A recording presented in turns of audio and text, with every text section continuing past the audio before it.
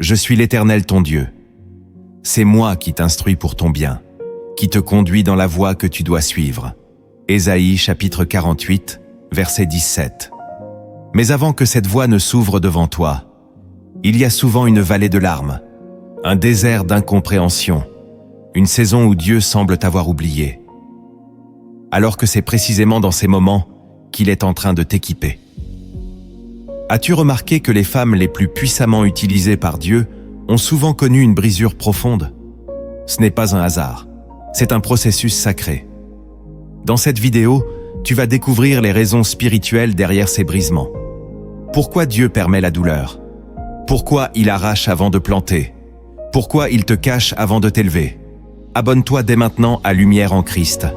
Like cette vidéo pour que ce message touche d'autres cœurs et reste bien jusqu'à la fin. Une prière prophétique t'attend. Et toi, écris en commentaire. Je suis prête à être brisée si c'est pour porter la gloire de Dieu. Dans toute la Bible, Dieu ne confie jamais sa puissance à une femme qu'il n'a pas d'abord brisée. Regarde Anne, la mère du prophète Samuel.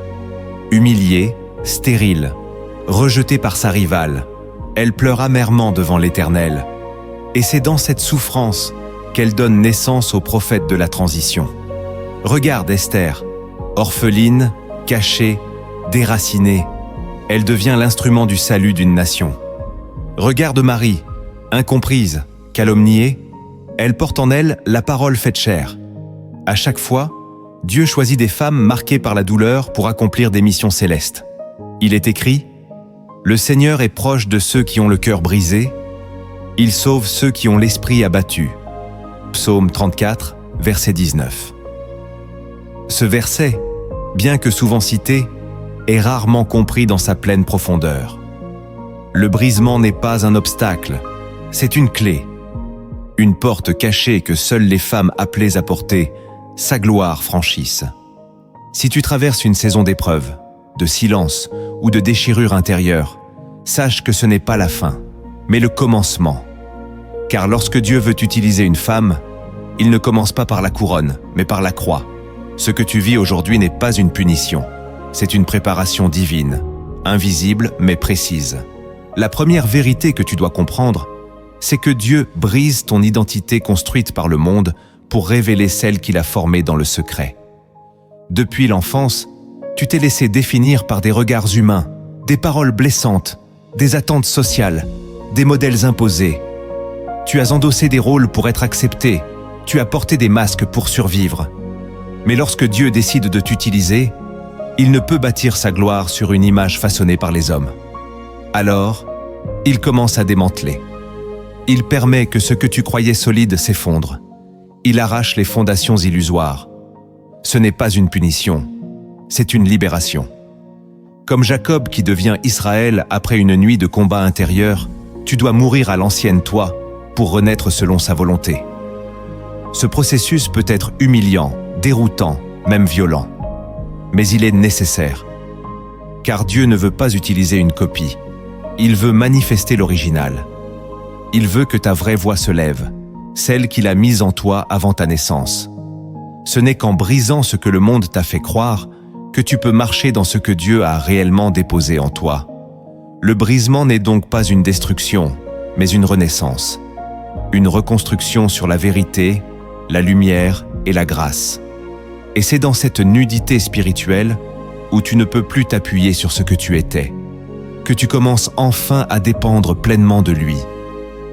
Quand ton ancienne identité tombe, le Saint-Esprit peut commencer à poser sa marque, sa direction, sa puissance. Et là, une nouvelle femme se lève. Non pas celle que le monde voulait voir, mais celle que Dieu avait cachée. Et c'est cette femme-là que Dieu va utiliser pour bouleverser les ténèbres. La deuxième vérité que tu dois intégrer, c'est que Dieu brise tes attachements affectifs pour que ton amour lui appartienne totalement. Tant que ton cœur est partagé, ta mission sera limitée. Dieu est un Dieu jaloux. Il veut tout ton cœur, toute ta confiance, toute ton adoration. Mais souvent, il découvre en toi des dépendances affectives enracinées, une relation toxique, un amour désordonné, une loyauté mal placée. Alors, il décide d'intervenir. Il ne t'arrache pas ce que tu aimes pour te faire souffrir, mais pour te libérer de ce qui te détourne de lui. Tu pleures, tu ne comprends pas, tu luttes. Pourtant, c'est son amour qui agit.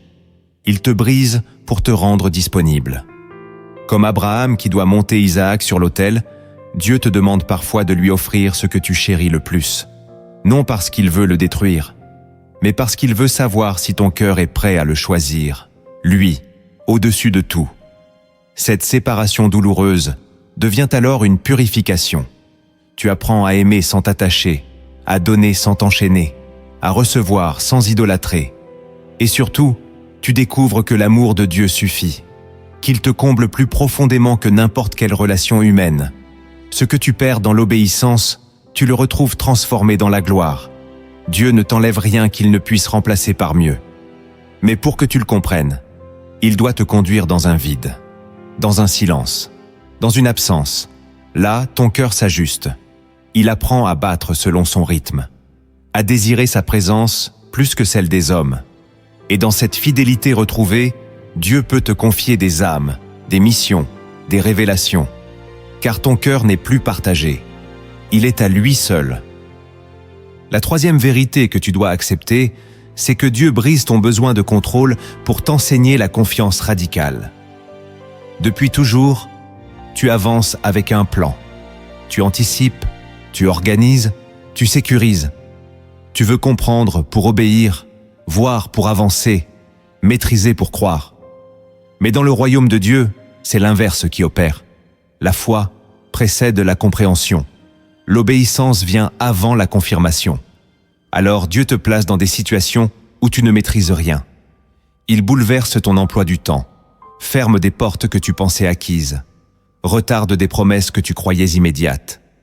Il t'oblige à lâcher prise, à renoncer à ton besoin de tout contrôler. Et ce lâcher-prise te fait peur, car il expose ta vulnérabilité. Pourtant, c'est là que la foi naît. Ce n'est que lorsque tu n'as plus aucun repère humain que tu découvres que Dieu suffit.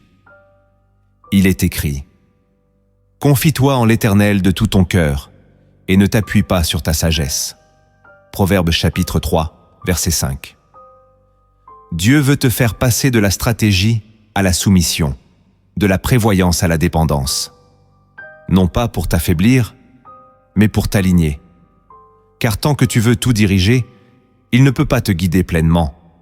Il faut que ton âme accepte de le suivre, même quand rien ne fait sens.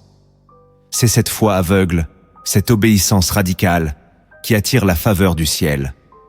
Lorsque tu dis « Je ne comprends pas, mais je te fais confiance », tu entres dans une nouvelle dimension de puissance spirituelle. Et Dieu commence alors à te révéler des choses que seule la confiance peut porter. Il ouvre des chemins que la logique n'aurait jamais permis. Il t'équipe dans l'invisible. Et soudain, tu réalises que tu ne contrôles plus, mais que tu es guidé.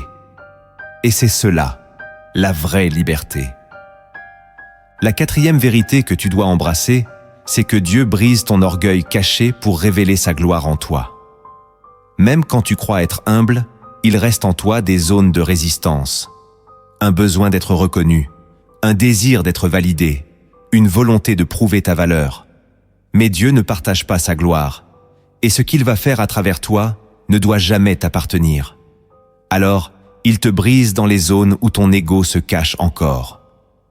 Il permet l'injustice, la trahison, l'effacement. Tu crises à l'incompréhension, mais lui voit plus loin. Il veut que tu serves sans être vu, que tu donnes sans être applaudi, que tu restes fidèle même quand personne ne t'honore. Car c'est là que se forge la vraie servante de Dieu, loin des projecteurs, dans le silence des chambres secrètes. Ce brisement est violent, car il te dépouille des dernières illusions de grandeur personnelle. Il t'amène à réaliser que sans lui, tu n'es rien. Et quand tu atteins ce point de dépouillement, il commence à t'élever. Non pour satisfaire ton ego, mais pour manifester sa gloire. Il est écrit : « Ce n'est ni par la puissance, ni par la force, mais par mon esprit. » Zacharie chapitre 4, verset 6. Ce que Dieu veut faire à travers toi ne sera pas le fruit de tes compétences, mais de ton cœur brisé. Et c'est ce cœur-là qui attire sa faveur, car il sait qu'il peut t'utiliser sans que tu t'appropries la gloire. Alors, il t'élève, il t'envoie, et il se glorifie lui-même à travers toi. La cinquième vérité que tu dois discerner, c'est que Dieu brise ta sécurité terrestre pour t'enraciner dans l'éternel. Tant que ton espérance repose sur ce que tu possèdes, sur qui t'entoure ou sur ce que tu as accompli, tu restes fragile. Car tout ce qui est terrestre peut disparaître en un instant. Alors, Dieu agit. Il retire, il déstabilise, il bouleverse. Non pour te détruire, mais pour te repositionner. Il veut que ton fondement soit Christ, pas tes ressources. Il veut que ta paix vienne du ciel, pas de ton confort. Il est écrit, car nous n'avons point ici-bas de cité permanente, mais nous cherchons celle qui est à venir. Hébreux chapitre 13, verset 14. Lorsque tu commences à comprendre cela, ta vision change. Tu ne pleures plus sur ce que tu perds, tu te réjouis de ce qui t'attend. Tu ne t'accroches plus aux choses visibles, tu désires l'invisible. Et dans ce renversement intérieur, Dieu peut bâtir. Il peut construire une foi inébranlable, une espérance qui traverse le feu, une stabilité que les tempêtes n'ébranlent plus. Tu deviens une colonne, une sentinelle, une femme enracinée non dans ce monde, mais dans le royaume. Et c'est là que le ciel se manifeste en toi, parce que tu ne dépends plus de rien d'autre que de Dieu. Écris en commentaire « Je choisis de perdre le monde pour gagner Christ ». Que cette phrase soit le cri de ton cœur. La sixième vérité que tu dois retenir, c'est que Dieu brise ta voix intérieure d'accusation pour faire entendre la sienne. Tant de femmes appelées vivent dans une guerre silencieuse. Elles se jugent, se condamnent, s'humilient elles-mêmes à l'intérieur. Une voix intérieure leur répète qu'elles ne sont pas assez bonnes, pas assez saintes, pas assez dignes. Cette voix-là ne vient pas de Dieu. Elle vient des blessures, des comparaisons, des traumatismes. Alors Dieu intervient. Il expose cette voix, il la confronte, il la détruit. Mais avant cela, il la laisse parler. Il permet que tu entendes tout ce que tu crois encore sur toi. Et c'est douloureux, parce que tu réalises que tu es ton propre bourreau. Mais c'est dans cette prise de conscience que la guérison commence. Dieu veut que tu entendes sa vérité plus fort que tes doutes. Il est écrit, « Il n'y a donc maintenant aucune condamnation pour ceux qui sont en Jésus-Christ. » Romains chapitre 8, verset 1. Dieu veut que tu sois libre, non seulement des chaînes extérieures, mais surtout de celles que tu t'imposes à toi-même. Alors, il t'amène à faire taire cette voix intérieure pour écouter sa parole. Une parole d'amour, de restauration, d'envoi. Tu n'as pas besoin d'être parfaite pour être utilisée. Tu dois juste être disposée. Et cette disposition passe par le silence intérieur, par le repos en Christ. Dieu t'invite à rééduquer ton âme, à ne plus te définir par tes fautes, mais par sa grâce, à ne plus te limiter par ton passé, mais à t'ouvrir à ton appel. Et quand ce changement se produit, tu n'es plus bloqué par le doute. Tu entres dans une paix surnaturelle, une paix où la voix de Dieu devient ton encre. Et là, tu avances, en paix, en force, en vérité. La septième vérité que tu dois recevoir, c'est que Dieu brise tes habitudes charnelles pour te rendre sensible à l'esprit. Il y a en toi des réflexes, des réactions, des pensées qui ne viennent pas du royaume. Tu as appris à vivre selon la logique, la peur, la défense, la comparaison. Tu t'es construite sur des automatismes, mais ces automatismes ne peuvent pas porter l'onction. Alors Dieu agit. Il te confronte à toi-même. Il révèle ton impatience, ton besoin de contrôle, ta colère cachée, ton besoin d'être admiré. Et quand il le fait, tu te sens mise à nu. Mais ce n'est pas pour te condamner, c'est pour te transformer. Il veut que tu passes de la chair à l'esprit, que tu ne réagisses plus selon tes émotions, mais selon sa voix. Il est écrit « Marchez selon l'esprit, et vous n'accomplirez pas les désirs de la chair. » Galates, chapitre 5, verset 16. Ce verset n'est pas un idéal, c'est une clé. Mais pour y entrer, Il faut mourir à ces anciens schémas. Et c'est ce que Dieu fait dans le brisement. Il casse le moule ancien. Il détruit ce qui t'empêchait de discerner. Et dans ce vide, il t'apprend à écouter. Tu deviens attentive à la paix intérieure. Tu discernes les mouvements du Saint-Esprit. Tu comprends que l'impulsion de l'Esprit est plus précieuse que n'importe quelle stratégie humaine. Et plus tu l'écoutes, plus tu vis selon sa volonté. Dieu cherche des femmes conduites, pas des femmes performantes. Des femmes sensibles à sa voix, pas à l'opinion publique. Et cette sensibilité, il la forge dans le feu. Il la développe dans le silence. Il la révèle dans le renoncement. Et c'est là que ton appel devient précis. Car tu ne bouges plus par instinct, mais par inspiration divine. La 8e vérité que tu dois incarner, c'est que Dieu brise ton impatience pour déposer en toi la persévérance des élus. Tu as prié, tu as semé, tu as attendu, et tu n'as pas vu de réponse. Alors ton cœur s'est refroidi. Tu t'es découragé, tu as douté. Mais ce que tu crois être un abandon est en réalité une école, l'école de la persévérance. Dieu ne veut pas seulement t'utiliser, il veut que tu tiennes. Et pour cela, il doit construire en toi une endurance surnaturelle. Il est écrit « Mais celui qui persévérera jusqu'à la fin sera sauvé ». Matthieu chapitre 24, verset 13. Ce verset révèle le cœur de Dieu. Il cherche des femmes constantes. Pas des femmes émotionnelles, pas des femmes d'un jour, mais des piliers. Et la constance ne vient pas dans l'abondance, mais dans le manque. Elle se forme quand rien ne change, quand rien ne bouge, quand tout semble figé. Et là, Dieu observe. Vas-tu continuer à prier, à croire, à semer, à adorer? Si tu persévères dans le silence, tu seras inébranlable dans la gloire. C'est dans l'attente que naît la stabilité, dans le retard que naît la fidélité. Et dans cette fidélité, Dieu déverse sa confiance. Il sait que tu ne vis plus selon les saisons, mais selon sa promesse. Et quand cette promesse arrive, elle ne te détruit pas. Elle ne te fait pas perdre la tête. Elle ne gonfle pas ton ego, parce que tu es passé par l'école de la patience. Et cette école a purifié ton désir. Ce que tu voulais pour toi, tu le veux désormais pour lui. Ce que tu espérais pour ta gloire, tu le désires maintenant pour sa mission. Et là, il peut agir. La 9e vérité que tu dois méditer, c'est que Dieu brise ta vision humaine du succès pour t'aligner sur sa définition de la victoire. Dans le monde, réussir, c'est être vu, être suivi, être applaudi. Mais dans le royaume de Dieu, réussir, c'est obéir.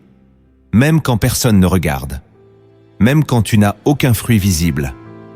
Même quand tu es seul. Dieu veut t'enseigner que le succès, selon lui, ne se mesure pas en apparence, mais en fidélité. Il est écrit qu'on nous regarde comme des serviteurs de Christ et des dispensateurs des mystères de Dieu.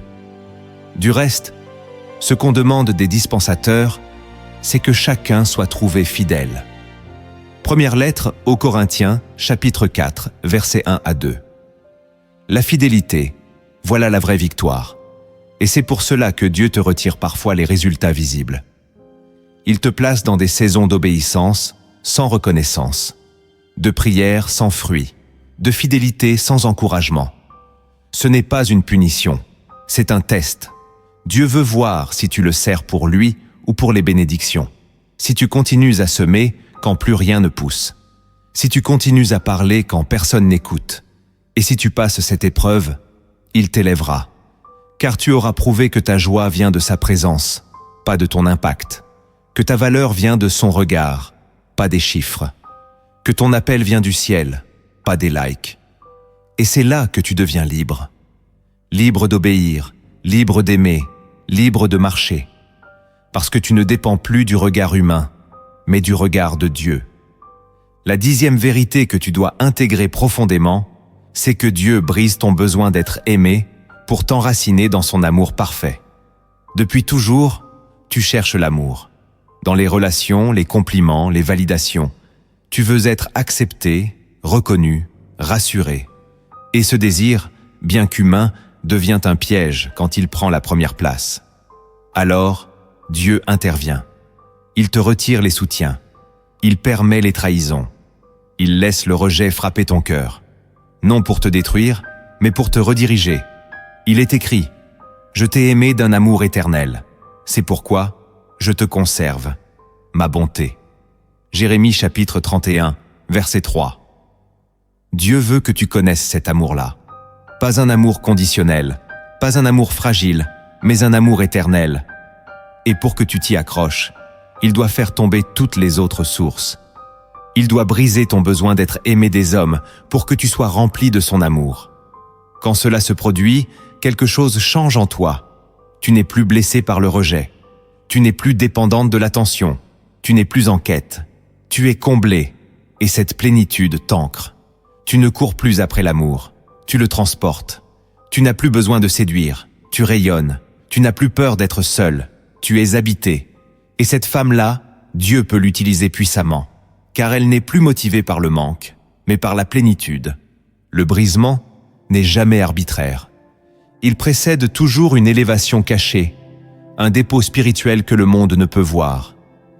Car Dieu ne révèle pas sa puissance dans le bruit, mais dans le secret. Et chaque femme brisée porte en elle un appel secret, murmuré dans la douleur, mais destiné à éclater dans la gloire. Le premier appel secret que ton brisement révèle, c'est que Dieu veut que tu serves dans l'ombre avant de briller en public. Dans un monde obsédé par la visibilité, Dieu agit à contre-courant. Il ne confie pas sa lumière à celles qui cherchent les projecteurs, mais à celles qui acceptent l'obscurité comme un sanctuaire. Avant d'être utilisé, Dieu te cache. Il te retire des regards, des applaudissements, des validations humaines. Et dans ce retrait, il t'enseigne la pureté du service. Il t'apprend à aimer sans retour, à donner sans être vu, à obéir sans reconnaissance. Il est écrit « Ton Père, qui voit dans le secret, te le rendra. » Matthieu, chapitre 6, verset 4. Cette parole n'est pas une consolation, c'est une fondation. Car si tu ne sais pas être fidèle dans le secret, tu seras fragile dans l'exposition. Dieu veut que ton identité ne dépende pas du regard des autres, mais du sien. Et pour cela, il t'entraîne dans des saisons d'invisibilité. Tu pries, tu jeûnes, tu sers, mais personne ne remarque. C'est voulu. Car Dieu te prépare à une mission qui ne dépendra pas de l'opinion publique. Il veut que tu sois stable quand il t'élèvera. Il veut que tu sois libre de la flatterie. Et cette liberté ne naît que dans le secret. Le brisement que tu vis n'est donc pas un rejet, c'est une invitation. Dieu t'appelle à le servir dans l'intimité, à apprendre à l'écouter dans le silence, à le suivre même quand personne ne t'applaudit. Et quand tu auras prouvé ta fidélité dans l'ombre, il t'enverra dans la lumière. Mais cette lumière ne te détruira pas, car tu auras été formé dans la nuit. C'est dans l'obscurité que naît l'appel véritable. Le deuxième appel secret que Dieu libère dans ton brisement, c'est qu'il veut faire de toi un refuge pour d'autres âmes blessées. Dieu ne te brise pas uniquement pour te former. Il te brise pour que tu deviennes un canal de guérison. Les larmes que tu verses aujourd'hui ne seront jamais perdues. Elles deviendront des clés spirituelles pour consoler ceux qui passeront par les mêmes vallées. Il est écrit « Béni soit Dieu, le Père des miséricordes et le Dieu de toute consolation, qui nous console, afin que nous puissions consoler ceux qui se trouvent dans quelque affliction. » Deuxième lettre aux Corinthiens, chapitre 1, versets 3 à 4. Tu es appelé à porter des vies. Mais on ne porte pas les autres avec de la théorie. On les porte avec des cicatrices. Les blessures que Dieu permet ne sont pas stériles. Elles ouvrent en toi des puits de compassion, des rivières d'empathie, une tendresse divine que tu n'aurais jamais pu développer sans l'épreuve. Et c'est cette tendresse, sanctifiée par l'Esprit, qui va devenir ta force. Tu ne parleras pas seulement avec des mots, mais avec une autorité intérieure que seuls les brisés portent. Quand une femme guérie parle, les chaînes tombent. Pas parce qu'elle impressionne, mais parce qu'elle comprend. Et cette compréhension vient du feu qu'elle a traversé. C'est pour cela que Dieu te forme par la douleur. Il veut que ton ministère soit enraciné dans la compassion, pas dans l'ambition. Il veut que ton regard guérisse, que ta voix relève, que ta simple présence apaise. Mais pour cela, tu dois d'abord descendre dans les profondeurs. Tu dois vivre ce que d'autres n'osent même pas affronter. Tu dois être brisé pour ensuite devenir un abri. Et dans ce processus, tu n'es jamais seul, car chaque larme versée dans sa main devient une semence de résurrection pour d'autres. Le troisième appel secret que Dieu révèle dans la douleur, c'est qu'il veut briser ton langage pour sanctifier ta bouche. Tu ne peux pas libérer la parole de Dieu avec une langue contaminée par les plaintes, les jugements ou les blessures. Alors, il te fait passer par le feu. Il t'expose à des silences insupportables, à des incompréhensions qui ferment ta bouche, à des injustices qui testent ton cœur. Il ne cherche pas à t'écraser, il cherche à te purifier. Il est écrit « Malheur à moi, je suis perdu, car je suis un homme aux lèvres impures. » Mais l'un des séraphins vola vers moi, tenant une pierre ardente. Il toucha ma bouche. Ésaïe chapitre 6, versets 5 à 7. Dieu veut que ta bouche devienne un autel, un lieu sacré, un canal d'onction, pas de réaction. Mais pour que ta voix porte son feu, il doit ôter le venin des anciennes blessures. Il veut que tu parles avec autorité, mais aussi avec amour. Il veut que tu proclames des promesses célestes et non des lamentations charnelles. Pour cela, il coupe. Il te réduit au silence. Il t'enferme dans des saisons où tu n'as plus rien à dire. Et c'est dans ce silence qu'il t'apprend à écouter. Tu découvres que la parole qui libère vient de l'esprit, pas de toi. Et quand tu recommences à parler, tes mots ne sont plus les mêmes. Ils portent une présence, une clarté, une puissance invisible, car ils ne viennent plus de ton ego, mais de ta communion. Ce que Dieu veut faire à travers toi commence par ce qu'il veut purifier en toi. Ta bouche est une arme. Elle peut construire ou détruire, guérir ou blesser. C'est pourquoi il la consacre par le feu. Et cette consécration passe par le brisement. Le quatrième appel secret qui se manifeste dans la vallée, c'est que Dieu veut forger en toi une intimité inébranlable avec lui. Il y a des niveaux de relation avec Dieu que seule la douleur ouvre. Les prières les plus profondes ne viennent pas de la joie, mais des entrailles. Les adorations les plus puissantes naissent dans la nuit. Et c'est précisément dans les moments où tu te sens abandonné que Dieu se révèle comme jamais auparavant. Il est écrit « Je l'attirerai et je la conduirai au désert, et je parlerai à son cœur. » Osée, chapitre 2, verset 14. Le désert n'est pas un lieu de punition, mais un lieu de rencontre, là où toutes les distractions tombent, là où les bruits du monde s'effacent, là où ton cœur, dépouillé de tout, devient enfin réceptif à sa voix. Dieu utilise le brisement pour t'attirer à lui. Il veut une intimité qui ne dépend pas des bénédictions. Une relation qui reste solide même quand rien ne va. Car c'est cette relation qui te soutiendra quand il t'enverra. Il ne veut pas seulement que tu le connaisses en surface. Il veut que tu connaisses son cœur. Et pour cela, il te rend dépendante. Il ferme les autres sources. Il brise les sécurités humaines. Et tu n'as plus que lui. Mais dans ce dépouillement, une communion naît. Une confiance se bâtit. Une profondeur se crée. Tu ne le cherches plus pour ce qu'il donne, mais pour ce qu'il est. Tu ne le loues plus selon ton humeur, mais selon sa fidélité. Et là, tu deviens inébranlable, parce que tu es enraciné en lui. Le cinquième appel secret que Dieu dépose dans ton âme brisée, c'est qu'il veut t'enseigner l'obéissance avant l'autorité.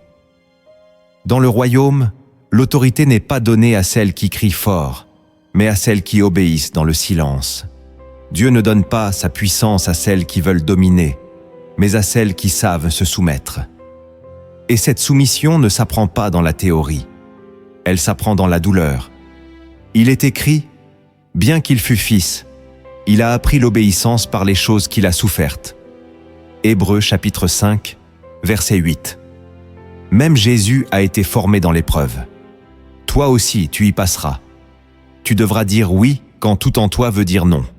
Tu devras rester quand tu veux fuir, te taire quand tu veux te justifier, semer quand tu veux abandonner. Et c'est là, dans cette obéissance invisible, que Dieu te donne une autorité invisible. Une autorité qui ne vient pas de ta voix, mais de ton cœur. Une autorité qui fait fuir les ténèbres, non parce que tu es forte, mais parce que tu es soumise. Le monde célèbre les fortes têtes. Dieu, lui, élève les cœurs brisés. Il ne cherche pas des femmes parfaites, mais des femmes obéissantes. Et l'obéissance est le fruit le plus précieux du brisement.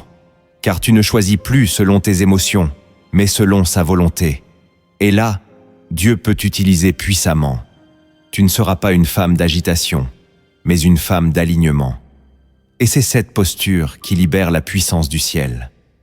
Le 6e appel secret que ton brisement active, c'est que Dieu veut te délivrer du regard des hommes pour que tu n'agisses que sous sa direction. Tant que tu cherches inconsciemment à plaire, à convaincre ou à être validé, tu restes prisonnière d'un système intérieur qui limite ton obéissance. Dieu veut t'utiliser sans filtre. Mais pour cela, il doit briser en toi ce besoin d'approbation. Alors il permet le rejet, l'incompréhension, la critique. Il permet que celles que tu voulais impressionner te méprisent, que ceux que tu voulais protéger t'abandonnent. Ce n'est pas pour te détruire, c'est pour te libérer. Car lorsqu'il ne reste plus personne à convaincre, tu commences à marcher selon Dieu seul. Et cette marche devient légère, pure, authentique. Il est écrit « L'homme craintif des hommes tend un piège, mais celui qui se confie en l'Éternel est protégé. » Proverbe, chapitre 29, verset 25. La peur du jugement humain t'empêche de répondre à l'appel. Dieu veut que tu sois libre intérieurement pour pouvoir obéir extérieurement. Il veut que tu sois capable de dire non, même si cela te coûte. Capable de dire oui, même si cela choque. Il cherche des femmes dont le cœur bat au rythme du ciel, pas des applaudissements. Et pour façonner ce cœur, il t'arrache à toute dépendance affective, émotionnelle, sociale. Il détruit tes stratégies relationnelles pour que tu sois conduite uniquement par l'esprit. Cette liberté-là est rare, mais elle est précieuse, car elle te rend inarrêtable. Tu ne courbes plus l'échine devant les hommes. Tu marches en face de Dieu. Et c'est là que ton autorité grandit, que ton appel devient clair, que ta mission prend forme, car tu ne vis plus pour plaire, tu vis pour obéir. Le 7e appel secret que Dieu dépose au cœur de ta solitude, c'est qu'il veut que tu sois une intercesseur cachée, un pilier silencieux de son royaume. Il y a un ministère que peu désirent, mais que Dieu valorise immensément, l'intercession secrète. Ces femmes qui se lèvent à l'aube sans être vues, qui prient dans le silence pour des combats qu'elles ne comprendront jamais totalement, qui versent des larmes pour des familles qu'elles ne connaissent pas. C'est dans le brisement que Dieu appelle ce type de femmes, car seuls les brisés comprennent le poids des douleurs invisibles. Il est écrit « Je cherche un homme qui élève un mur, qui se tienne à la brèche devant moi en faveur du pays. » Ézéchiel chapitre 22, verset 30. Ce verset, Dieu le murmure aujourd'hui à ton oreille. Il cherche une femme capable de se tenir à la brèche, non pas avec des mots, mais avec une vie consacrée. Et pour cela, il t'a mis à part, il t'a caché, il t'a privé d'agitation pour que tu entres dans la contemplation. Il veut faire de toi une sentinelle, quelqu'un qui discerne les mouvements de l'esprit, quelqu'un qui pleure les douleurs du monde. Et ce fardeau ne s'apprend pas dans les livres, il s'apprend dans le feu. Tu n'as pas été isolé pour être oublié. Tu as été mis à l'écart pour recevoir un mandat céleste. Et ce mandat, c'est de prier, de veiller, d'intercéder. Ta voix dans l'ombre soutiendra des missions publiques. Tes larmes porteront des délivrances que tu ne verras jamais. Mais Dieu, lui, voit, il entend, il agit. Et au jour de la récompense, tu découvriras que ton silence a fait trembler l'enfer. Le 8e appel secret que ton désert révèle, c'est que Dieu veut que tu sois une bâtisseuse de foi dans ta génération. Le brisement n'est pas seulement une préparation personnelle, c'est une fondation collective. Ce que tu vis n'est pas que pour toi. Dieu te forme pour que tu élèves des murs, que tu poses des pierres, que tu construises des chemins pour celles qui viendront après toi. Il est écrit, « Ceux qui seront de toi rebâtiront les ruines anciennes, tu relèveras les fondements antiques. » Ésaïe chapitre 58, verset 12. Le désert que tu traverses aujourd'hui n'est donc pas stérile. C'est un chantier spirituel. Dieu te confie une génération. Il veut que tu sois un repère dans la confusion, une voix dans le brouillard, une lumière dans les ténèbres. Et pour cela, il creuse en toi la patience, l'intelligence spirituelle, la sagesse des anciens. Il veut que tu parles avec précision, que tu encourages avec onction, que tu avertisses avec autorité. Mais tu ne peux bâtir que si tu as d'abord été brisé, car seules les fondations profondes résistent au poids du temps. Et ce poids, tu es appelé à le porter. Tu es appelé à former d'autres femmes, à transmettre ce que tu as appris dans la douleur, à encadrer sans dominer, à guider sans manipuler. Dieu veut faire de toi une colonne, une architecte spirituelle. Et ce mandat, tu ne l'as pas choisi. C'est lui qui te l'a confié. Alors, ne méprise pas la profondeur de ton désert. Car c'est dans ce lieu que se dessine la carte spirituelle de ta mission. Le 9e appel secret que Dieu suscite dans ton humilité, c'est que tu es appelé à incarner le cœur de l'épouse, pas seulement les œuvres du serviteur. Beaucoup veulent servir Dieu, mais peu veulent le désirer. Beaucoup veulent faire pour lui, mais peu veulent être à ses pieds. Dans ton brisement, Dieu ne cherche pas d'abord une travailleuse, il cherche une amoureuse. Il est écrit, « Tu aimeras le Seigneur ton Dieu de tout ton cœur, de toute ton âme, de toute ta pensée. » Matthieu chapitre 22, verset 37. Cet amour-là, profond, pur, libre, est le fondement de tout ministère vrai. Dieu ne veut pas seulement que tu le représentes, il veut que tu l'épouses, que tu portes sa douleur, que tu vibres à son rythme, que tu respires selon son cœur. Et pour atteindre ce niveau d'intimité, il doit briser tes mécanismes de performance. Il te retire des scènes, il t'enlève des responsabilités, il te ramène au lieu secret, ce lieu où tu n'es plus rien qu'une femme amoureuse de son roi. Et là, il te façonne. Il t'apprend à être avant de faire, à aimer avant d'agir, à écouter avant de parler. Tu deviens l'épouse, celle qui comprend sans explication, celle qui intercède sans preuve, celle qui reste fidèle sans retour. Et cette posture est rare, mais elle est puissante, car l'épouse connaît les secrets du cœur de Dieu. Elle n'est pas impressionnée par le monde, elle est captivée par sa présence. Et c'est cette captivité-là qui fait d'elle une flamme inextinguible. Si cette parole t'a touché, partage cette vidéo. Quelqu'un a besoin d'entendre cela maintenant. Le 10e appel secret que ton brisement active, c'est que Dieu veut que tu sois une porte de visitation pour ta maison, ta ville, ton peuple. Une femme brisée devient un canal ouvert. Là où elle passe, l'atmosphère change. Non parce qu'elle parle fort, mais parce qu'elle porte une présence. Et cette présence est le fruit d'une consécration secrète. Il est écrit « L'Éternel est avec toi, vaillant héros ». Juges, chapitre 6, verset 12. Ce que Dieu disait à Gédéon, il le murmure aujourd'hui à ton esprit. Il veut être avec toi, marcher à travers toi, visiter les autres par ta vie. Mais pour que cette visitation soit possible, il faut une porte brisée. Une porte qui a renoncé à ses droits, à ses ambitions, à sa gloire. Une porte qui a accepté d'être percée, comme Christ l'a été, pour devenir un passage entre le ciel et la terre. Tu es appelé à incarner cette passerelle. Tu es appelé à ouvrir la voie là où tout est fermé, à laisser l'onction couler là où il y a sécheresse, à porter une visitation dans ton foyer, dans ton quartier, dans ta communauté. Ce n'est pas un titre, c'est une mission. Et cette mission commence par ton cœur. Laisse Dieu te briser, te purifier, te consacrer. Et quand le moment sera venu, il viendra à travers toi. Les gens ne comprendront pas ce qu'ils ressentent à ton contact. Mais les chaînes tomberont, les cœurs s'ouvriront, les prières seront exaucées, parce qu'une femme a accepté d'être brisée pour devenir une porte. Il ne suffit pas de connaître les appels de Dieu, il faut les incarner. car chaque révélation exige une réponse, et chaque brisement cache une mission concrète.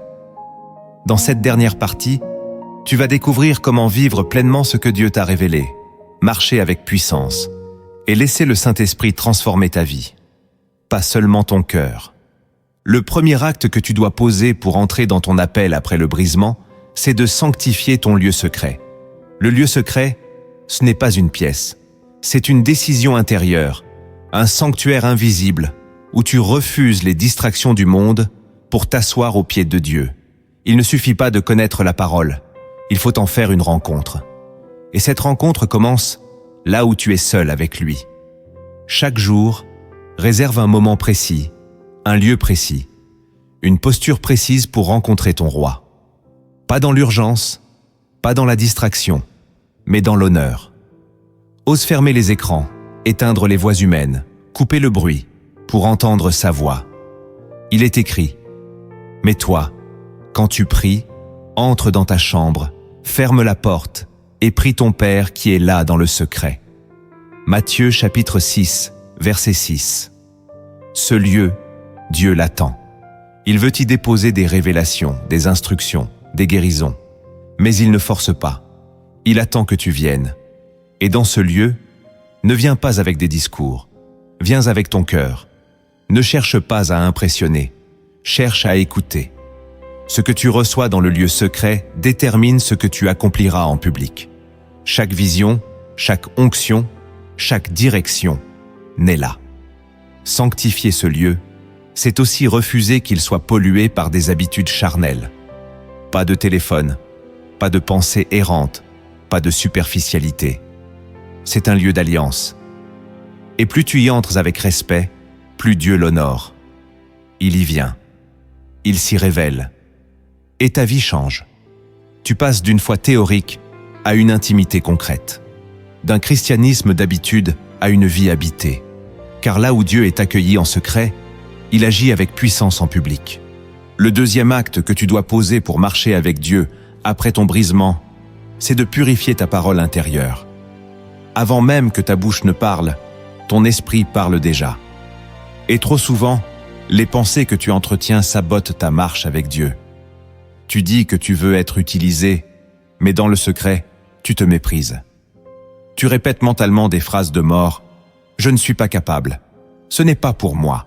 Je ne mérite rien. » Ces pensées, Dieu veut les renverser. Car tant que ton discours intérieur est contaminé, tu ne peux pas marcher dans l'autorité du ciel. Il est écrit « Nous renversons les raisonnements et toute hauteur qui s'élève contre la connaissance de Dieu. Et nous amenons toute pensée captive à l'obéissance de Christ. » Deuxième lettre aux Corinthiens chapitre 10, verset 5. Il est temps que tes pensées obéissent à la vérité divine. Pour cela, tu dois surveiller ton âme, être consciente de ce que tu répètes à l'intérieur. Et chaque fois qu'un mensonge remonte, tu dois le confronter. Tu dois parler à ton âme comme David. « Pourquoi t'abattes-tu, mon âme, et gémis-tu au-dedans de moi? Espère en Dieu. » Tu dois t'exercer à proclamer ce que Dieu dit, même si tu ne le ressens pas encore. Ce n'est pas de l'hypocrisie, c'est de la foi. La foi parle avant de voir. Et cette discipline intérieure est essentielle. Tu ne peux pas libérer des autres ce que tu refuses de te libérer à toi-même. Si Dieu t'a pardonné, tu n'as pas le droit de te condamner. Si Dieu t'a appelé, tu n'as pas le droit de te dévaloriser. Purifie ton discours intérieur, aligne-le à la vérité, et tu verras ton autorité grandir, car une bouche qui libère commence toujours par un esprit renouvelé. Le troisième acte que tu dois poser pour porter l'onction après ton brisement, c'est de sanctifier tes relations. Tu ne peux pas porter ce que Dieu t'a donné au milieu d'un environnement qui le détruit. L'Esprit de Dieu est sensible. Il ne cohabite pas avec la confusion, les commérages, la jalousie ou la tiédeur. Et pourtant, trop souvent, tu tolères des relations qui éteignent le feu en toi. Par peur d'être seul, par besoin de plaire, tu gardes des liens qui affaiblissent ton appel. Mais Dieu ne peut t'envoyer sans avoir purifié ton entourage. Il est écrit « Ne vous y trompez pas, les mauvaises compagnies corrompent les bonnes mœurs. » Première lettre aux Corinthiens, chapitre 15, verset 33. Il est temps d'obéir à cette vérité. Regarde autour de toi. Qui t'élève? Qui te pousse à prier? Qui te rapproche de ta destinée? Et qui, au contraire, te distrait, te ralentit, t'englue dans le compromis? Tu dois faire un tri. Ce n'est pas du mépris, c'est de l'obéissance. Jésus lui-même s'est retiré pour prier seul. Il a choisi ses intimes, avec soin. Et il n'a jamais laissé la pression relationnelle tuer sa mission. Toi aussi, tu dois choisir entre plaire aux gens ou plaire à Dieu. Et ce choix te coûtera.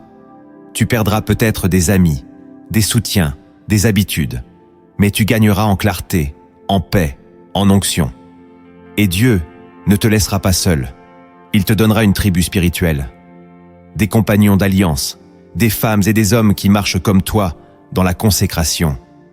Sanctifie tes relations, protège ton feu, et Dieu multipliera ta portée. Le 4e acte que tu dois poser pour porter la gloire de Dieu, c'est de cultiver l'humilité radicale. Le brisement t'a abaissé, mais l'élévation te testera. Il est facile d'être humble dans la douleur. C'est plus difficile de l'être dans la reconnaissance. Dieu sait que la véritable puissance repose sur un cœur humble. C'est pourquoi il continue à sonder ton cœur même après t'avoir relevé. Il est écrit « Dieu résiste aux orgueilleux, mais il fait grâce aux humbles. » Jacques chapitre 4, verset 6. Cette parole est claire. L'humilité attire la grâce. Pas une humilité de façade, pas une humilité qui cherche à être vue, mais une humilité cachée, constante, profonde, une conscience quotidienne que tout ce que tu es, tout ce que tu as, vient de Dieu. Pour cultiver cette posture, tu dois refuser la comparaison, refuser la compétition, refuser de chercher ta valeur dans les résultats. Tu dois t'ancrer dans l'identité que Dieu te donne, et non dans les titres ou les applaudissements. Apprends à rediriger la gloire vers lui. Quand on te félicite, glorifie Dieu. Quand on t'honore, rends grâce. Et surtout, reste enseignable.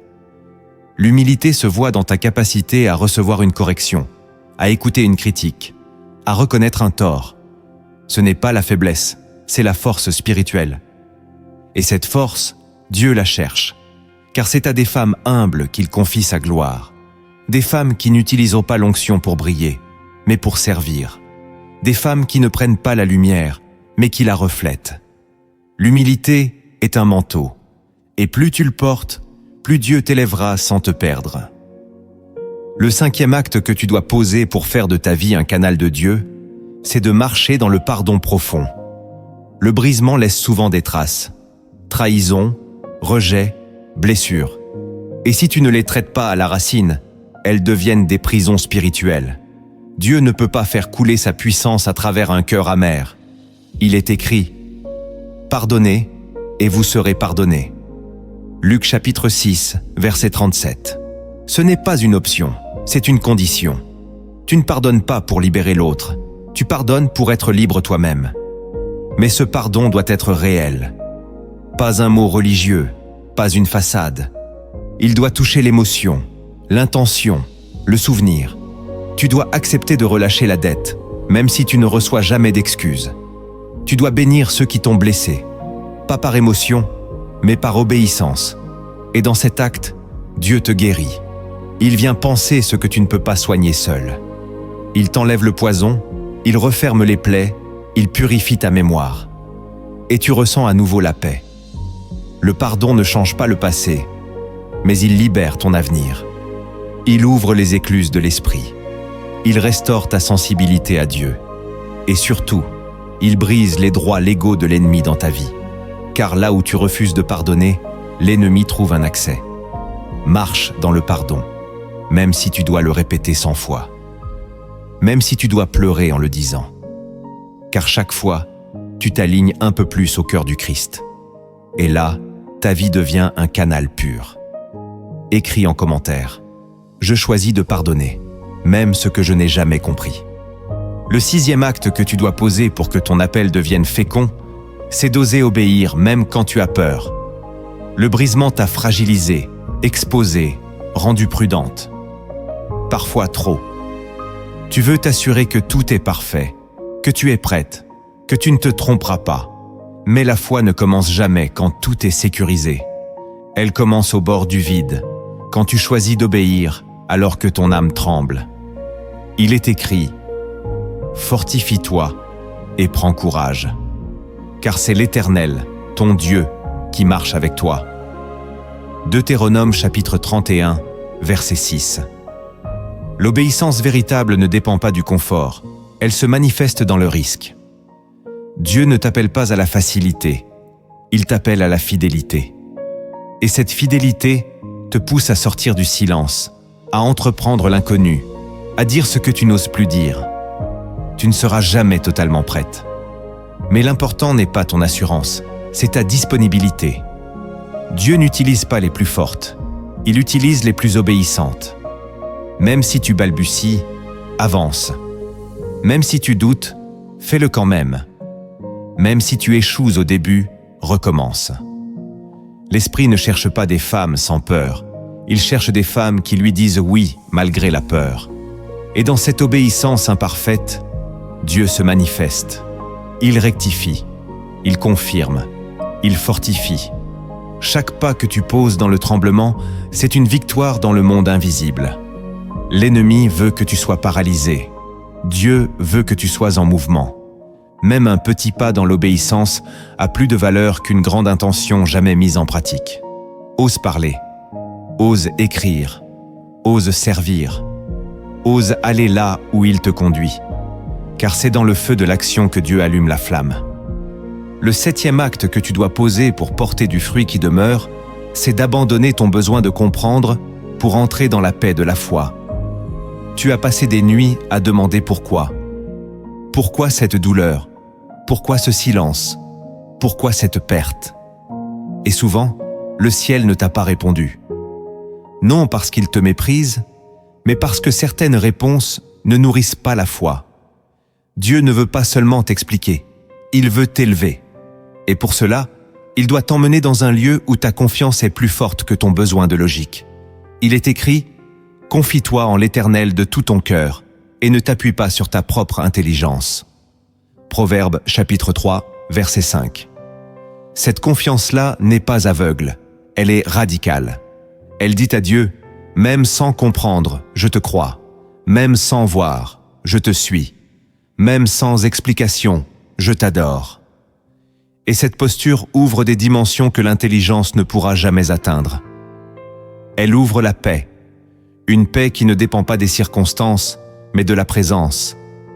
Elle t'allège, elle te repositionne, elle te rend disponible. Car tant que tu cherches à comprendre, tu es tourné vers le passé. Mais quand tu choisis de croire, tu regardes vers l'avenir. Dieu n'a pas besoin que tu comprennes tout. Il a besoin que tu lui fasses confiance. C'est cette foi qui lui permet d'agir. C'est cette paix qui devient ton témoignage. Tu ne sais pas pourquoi tout s'est passé ainsi, mais tu sais que Dieu ne t'a jamais quitté. Et ça, c'est suffisant. Car c'est dans cette foi simple, nue, désarmée, que Dieu bâtit les plus grandes destinées. Tu as entendu les clés, tu as reçu les actes. Mais parfois, c'est une image du ciel qui touche plus profondément que 1000 conseils. Laisse-moi te raconter une parabole inspirée des cieux, une histoire, un miroir, un appel voilé dans la sagesse éternelle. La femme au vase d'argile. Il y avait dans une vallée oubliée une jeune femme appelée Éléana. Elle ne venait pas d'une grande maison, ni d'un peuple influent. Son nom n'était connu de personne, et sa voix n'avait jamais franchi les murs de son village. Pourtant, depuis l'enfance, une étrange prière brûlait en elle. « Seigneur, utilise-moi pour ta gloire. » Elle ne savait pas d'où venait ce feu. Elle savait seulement qu'il consumait son cœur plus fort que le désir d'être aimée, plus fort que la peur d'échouer. Alors, chaque matin, elle descendait au ruisseau avec un vase d'argile posé sur son épaule. Ce vase, elle l'avait façonné elle-même. Elle y versait de l'eau, y mettait des herbes, y conservait la vie du dehors. Il était beau, solide, bien formé. À ses yeux, ce vase représentait sa prière, son appel, sa préparation. Elle le gardait toujours propre, toujours en sécurité. Elle pensait, Un jour, Dieu regardera ce vase et il dira « Maintenant, je peux l'utiliser ». Mais ce jour ne vint pas. Au contraire, ce fut l'inverse. Un matin, alors qu'elle redescendait du mont où elle avait prié à genoux toute la nuit, elle trébucha violemment. Le vase tomba sur une pierre et se brisa en 3 morceaux. Elle resta figée. C'était comme si son cœur venait de se fendre en même temps. Elle essaya de le réparer. Jour après jour, elle le recolla, le lia avec des cordes, l'enduisit de terre. Mais chaque fois qu'elle tentait d'y verser quelque chose, l'eau s'échappait. Alors elle pleura. Pas à cause du vase, mais parce qu'elle croyait avoir tout perdu. Elle regarda le ciel et cria « Seigneur, pourquoi as-tu permis cela? Je voulais te servir, je voulais être utile. Pourquoi briser ce que je t'avais préparé ?» Il n'y eut pas de tonnerre, pas de feu, pas de voix, juste un silence long, profond, presque cruel. Puis, au bout de plusieurs semaines, un étranger vint frapper à sa porte. Il était vieux, ridé, fatigué. Il lui dit « On m'a parlé de toi, on m'a dit que tu savais porter de l'eau. » Eleana hésita. Elle montra le vase brisé. L'homme sourit. « C'est exactement ce qu'il me faut. » Elle ne comprenait pas, mais elle l'accompagna. Il l'emmena sur les hauteurs, là où vivaient d'autres femmes blessées, isolées, perdues. Là, il lui dit « Verse ce que tu as, même si ça coule. Elles ont soif de ton eau, pas de ta perfection. » Alors elle prit le vase, fissuré, fragile, mais rempli d'une eau fraîche. Et elle marcha. Chaque pas laissait s'échapper quelques gouttes. Et là où tombaient ces gouttes, les plantes se redressaient, la poussière devenait fertile, la terre respirait. Ce qu'elle croyait perdu devenait semence. Ce qu'elle croyait être une faiblesse devenait une source. Ce vase brisé devenait un canal de vie. Et les femmes qui l'observaient commencèrent à faire de même, non avec des vases neufs, mais avec leurs propres cicatrices, leurs propres brisements. Elles n'avaient plus honte, car elles voyaient maintenant que Dieu ne cherche pas des vases parfaits, il cherche des cœurs qui laissent couler. Eleana comprit que le silence de Dieu n'avait jamais été un abandon. C'était une formation. Ce n'était pas l'offrande du vase qui comptait, c'était l'offrande de la vie à travers ses fissures. Et ce jour-là, elle ne demanda plus jamais d'être utilisée comme elle l'avait imaginé. Elle demanda seulement d'être brisée, selon le plan divin. Car maintenant, elle savait que ce que Dieu voulait, ce n'était pas un vase, c'était une offrande. Ce que tu appelles défaite, Dieu l'appelle semence. Ce que tu crois perdu, Dieu s'en sert pour arroser les terres invisibles. Ton brisement n'est pas une erreur, c'est une stratégie céleste. Tu n'as pas été choisi malgré tes failles, mais à cause d'elle. Car c'est par elle que la grâce coule, que la vie jaillit, que la gloire de Dieu se manifeste. Tu comprends maintenant pourquoi Dieu brise la femme qu'il veut utiliser. Ce n'est pas un rejet, c'est une invitation. Ce n'est pas une punition, c'est une consécration. Ce que tu as vécu ne t'a pas affaibli, cela t'a façonné. Ce désert que tu traverses est un berceau. Ce silence que tu redoutes est une salle de préparation. Cette douleur que tu caches est un autel. Dieu ne cherche pas des femmes parfaites, il cherche des femmes disponibles. Il ne cherche pas des couronnes, il cherche des cœurs brisés.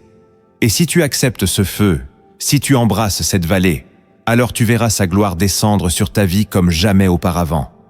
Car c'est dans l'humilité que l'onction s'installe, c'est dans la perte que la vraie puissance naît. C'est dans le brisement que l'appel s'allume. Et toi, que vas-tu faire maintenant? Ne laisse pas ce message s'éteindre en toi. Partage cette vidéo à une sœur qui pleure en secret. Abonne-toi pour recevoir chaque semaine des clés spirituelles qui transforment. Like cette vidéo si ton cœur a été touché. Et écris en commentaire « Je suis cette femme brisée que Dieu veut élever pour sa gloire ». Ton témoignage sera une semence pour d'autres. Ta voix dans les commentaires peut devenir une réponse pour une âme en train de sombrer. Maintenant, ferme les yeux. Oublie la vidéo. Oublie le monde. Oublie les larmes. Cette prière est pour toi. Une prière pas écrite par des hommes, mais inspiré du cœur du Père pour la femme que tu es, pour la fille qu'il relève, pour la servante qu'il envoie. Seigneur éternel, toi qui vois dans le secret, toi qui sondes les reins et les cœurs, me voici devant toi, brisé, mais debout. Me voici avec mes larmes, mes silences, mes doutes, mais aussi mon cœur grand ouvert. Je n'ai plus rien à cacher, plus rien à prouver, plus rien à contrôler. J'abandonne mes forces, mes stratégies, mes excuses, mes blessures. Car je reconnais aujourd'hui que tout ce que j'ai fui, tout ce que j'ai combattu, tout ce que j'ai haï dans mon parcours, faisait partie de ton œuvre en moi. Père, je t'invite à sanctifier mes failles. Je t'invite à habiter mes ruines. Je t'invite à reconstruire sur les cendres. Je dépose à tes pieds tout ce qui m'alourdit. Mes déceptions, mes relations toxiques, mes attentes brisées, mes paroles que je regrette, mes pensées que je ne contrôle plus. Viens purifier mon âme. Viens guérir ma mémoire. Viens laver ce qui est sale en moi. Seigneur, je te donne ma bouche. Sanctifie mes paroles. Je te donne mes mains. Sanctifie mon service. Je te donne mon ventre. Sanctifie mon histoire. Je te donne mes pas. Sanctifie ma marche. Tout en moi veut t'appartenir. Alors prends ce que je ne comprends pas. Prends ce que je ne peux pas réparer. Prends ce que j'ai voulu cacher. Je ne veux plus faire semblant. Je ne veux plus porter un masque. Je veux t'appartenir entièrement. Brise encore si tu dois briser. Détruis encore si tu dois construire sur autre chose. Je ne veux plus résister. Je veux couler dans ton plan comme l'argile sous la main du potier. Je ne veux pas seulement être restauré. Je veux être utilisé. Même si cela demande la solitude, le rejet, l'incompréhension. Je t'appartiens. Fais de moi un refuge pour les âmes brisées. Fais de moi une intercesseur fidèle. Fais de moi une sentinelle, une bâtisseuse, une porte d'accès pour ta visitation.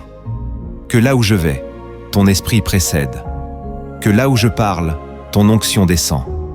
Que là où je marche, ton royaume s'établisse. Père, si tu m'as caché, je t'en remercie. Si tu m'as brisé, je t'en loue. Si tu m'as dépouillé, je t'en glorifie. Car je comprends enfin que rien n'a été perdu. Tout a été transformé. Tout a été sanctifié pour un but plus grand. Je te donne mon nom, mon histoire, mes cicatrices. Je ne veux plus qu'elles me définissent. Je veux qu'elles te glorifient. Je te donne mes enfants, mes rêves, mes projets. Je te donne mon ministère, même s'il est encore flou. Je te donne ma maison, même si elle est divisée. Je te donne mon avenir, même si je n'y vois rien. Seigneur, je veux marcher par la foi. Je veux aimer comme toi. Je veux obéir comme Christ. Je veux pleurer avec ceux qui pleurent. Je veux prier jusqu'à ce que les chaînes tombent. Je veux t'aimer jusqu'à ce que plus rien d'autre ne me tente. Mon Dieu, aujourd'hui, je te choisis à nouveau, non pas parce que tout va bien, mais parce que je sais que toi seul es fidèle. Je te choisis dans la douleur. Je te choisis dans l'attente. Je te choisis dans le désert. Je t'aime non pour ce que tu me donnes, mais pour ce que tu es. Esprit de Dieu, remplis-moi. Esprit de sainteté, consume ce qui n'est pas de toi. Esprit de vérité, viens habiter mes pensées. Esprit de puissance, active ce que tu as semé en moi. Je te laisse la place, je te cède le trône. Que ma vie soit un chant pour ta gloire, que mes jours soient des offrandes, que mes nuits soient des veilles d'intercession. Que mes mains servent, que mes genoux fléchissent, que mon cœur brûle. Je ne veux pas réussir aux yeux du monde. Je veux être fidèle au tien. Je ne veux pas impressionner. Je veux impacter. Par ta grâce, pour ta gloire, selon ton temps. Amen.